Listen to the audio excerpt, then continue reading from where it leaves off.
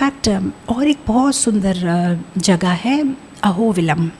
वहाँ पे भी बहुत सुंदर नव नरसिम्हा के डिटीज़ हैं। इनफैक्ट ये Ahobilam is nothing but Hiranyakashipu का राज्य। तो वहाँ पे अगर आप गए हो तो बहुत ही सुंदर जगह है। वहाँ पे प्रहलाद महाराज का स्कूल है, हिरण्यकशिपु का राज्य है। वहाँ पे भी बहुत सुंदर सुंदर नरसिंहदेव के मंदिर है। इनफैक्ट हम लोग भागवतम में पढ़ते हैं ना, ब्यूटीफुल माउंटेन, सुंदर सा वाटरफॉल, बर्ड्स की चर्पिंग की आवाज़, सुंदर सा वातावरण। वृंदावन ऐसा होता है। लेकिन अब हम जब वृंदावन जाते हैं तो कार के हॉर्न्स और एक अलग ही वातावरण है।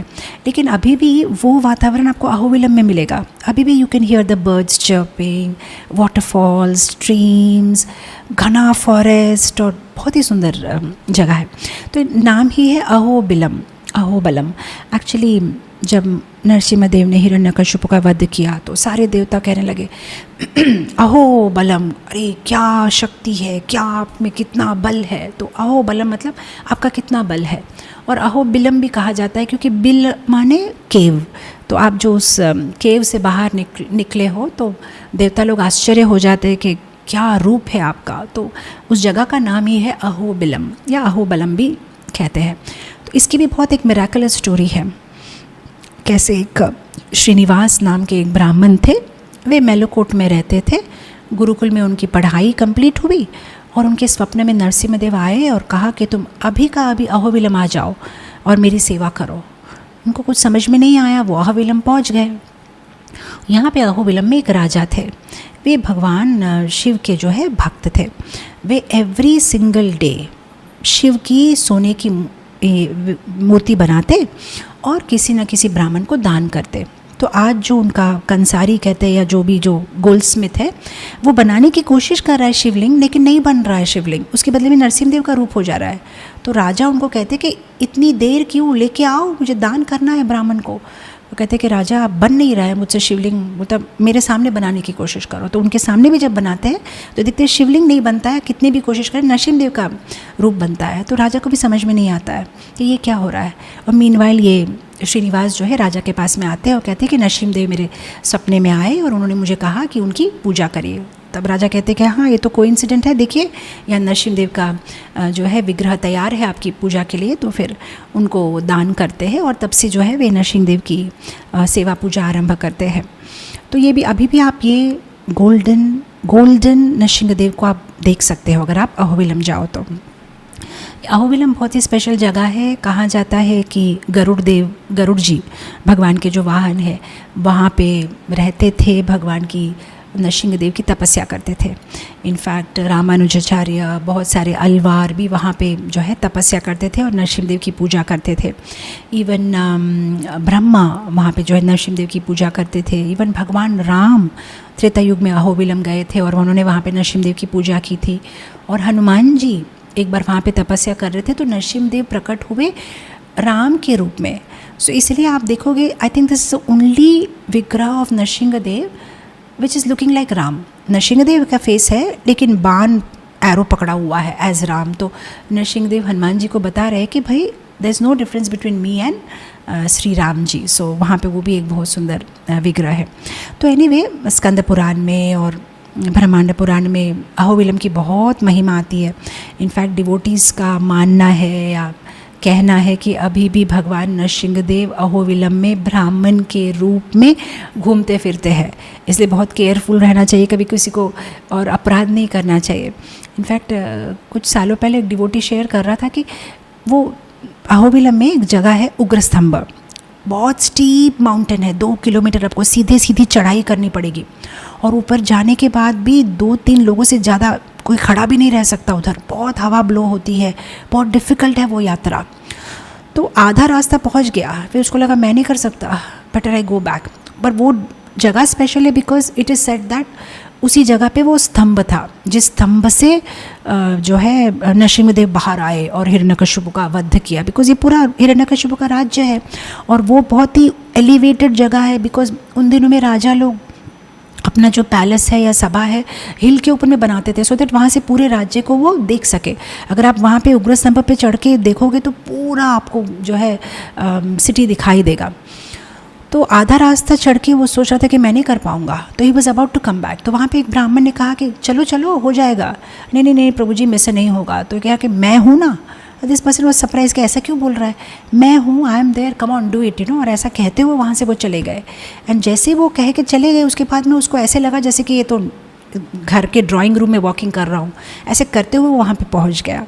तो मैनी डिवोटीज़ ने ऐसा शेयर किया है कि they have felt the presence, they have they as if they have seen him, just walks around like a normal person. और डिवोटीज़ की मदद करते हैं जो श्रद्धालु है, जो नरसिम्हा देव को देखना चाहते हैं, because that whole terrain is quite rough. मतलब आई थिंक 9 नरसिम्हा टेम्पल्स में से 6 ऊपर में है, 3 नीचे है। और अभी तो खैर डोली वगैरह बहुत कुछ है, बट अदरवाइज़ पहले तो बहुत ही मुश्किल होता था नव नरसिम्हा की दर्शन करने के लिए। मैं आपको शॉर्ट में सारे नरसिम्हा देव के बारे में बताऊंगी। नव नरसिम्हा एक तो है भार्गव नरसिम्हा, ये बहुत ही स्पेशल है। भार्गव नरसिम्हा, भार्गव राम माने परशुराम जी इनकी पूजा करते थे, तो इनका नाम पड़ा भार्गव नरसिम्हा। और कहा जाता है कि कार्मिक रिएक्शन, जैसे परशुराम जी ने बहुत सारे क्षत्रियों का वध किया था, तो उस सारे कार्मिक रिएक्शन से, पाप से मुक्त होने के लिए नरसिंहदेव की प्रार्थना की थी। तो ऐसा माना जाता है कि आपसे कोई गलती हो गई हो, कुछ हो गया हो जाने अनजाने में, तो आप भार्गव नरसिम्हा को आप जाके वहाँ पे प्रार्थना कर सकते हो और वो आपको क्षमा कर देंगे। फिर है योगानंद नरसिम्हा। ये योगानंद नरसिम्हा योगिक मुद्रा में है और कहा जाता है कि वहाँ पे उन्होंने प्रहलाद महाराज को अलग अलग योगा के पोस्टर्स दिखाए थे या समझाए थे या बताए थे।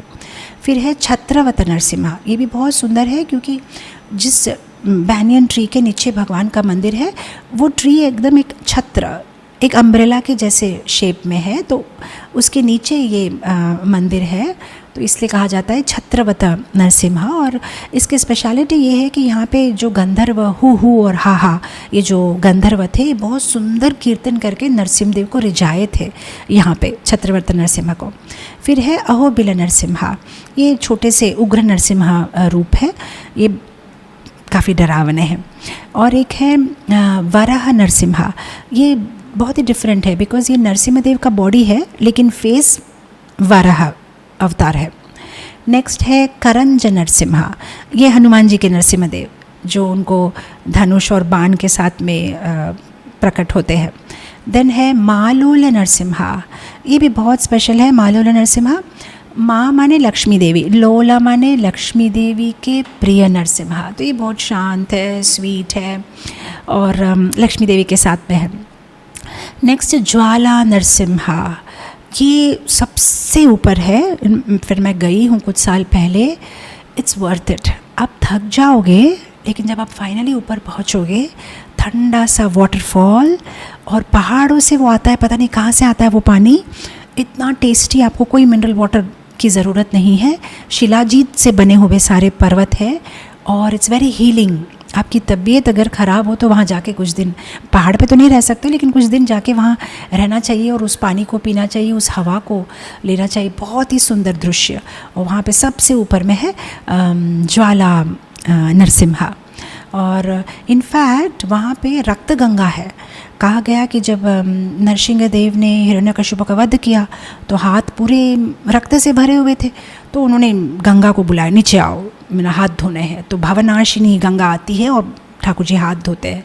तो अभी भी वो पानी है, तो कहा जाता है कि थोड़ा सा रेडिश कलर है क्योंकि ये रक्त गंगा है जहाँ पे ठाकुर जी ने हिरण्यकशिपु के रक्त को धोया है। अब कोई कहेगा भाई हिरण्यकशिपु तो एक राक्षस था, उसके रक्त की धोई हुई गंगा को हम सिर पे क्यों रखेंगे। वेल एक्चुअली हिरण्यकशिपु भक्त थे, भक्त है, वो तो जय विजय का अवतार है। इसलिए आप देखिए भागवतम में सुखदेव गोस्वामी कहते हैं श्री हिरण्यकशिपु, तो हमें लगेगा श्री हिरण्यकशिपु, श्री भगवान उवाचा तो ठीक है, लेकिन श्री हिरण्यकशिपु। भक्ति सिद्धांत सरस्वती ठाकुर अपनी कमेंट्री में कहते हैं वो क्यों श्री कहे हैं, क्योंकि हिरण्यकशिपु इज़ वेरी स्पेशल, जिनके वजह से हम नरसिम्हदेव का लीला जान सके हैं, नरसिम्हदेव का दर्शन कर सके हैं। पर वो तो प्रहलाद के लिए आए थे ना।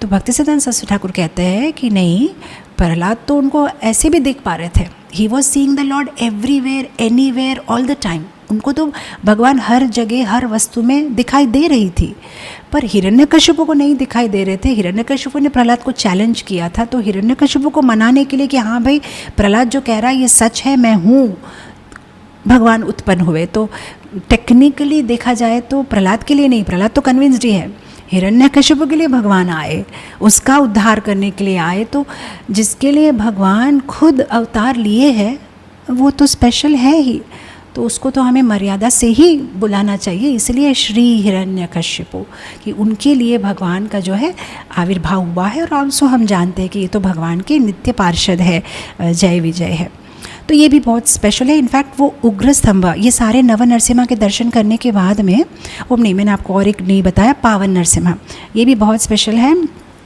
पावन नरसिम्हा पावन नदी के पास है, और उनका नाम पावन नरसिम्हा इसलिए भी है क्योंकि वो आपको पावन कर देते हैं, आपको पवित्र कर देते हैं।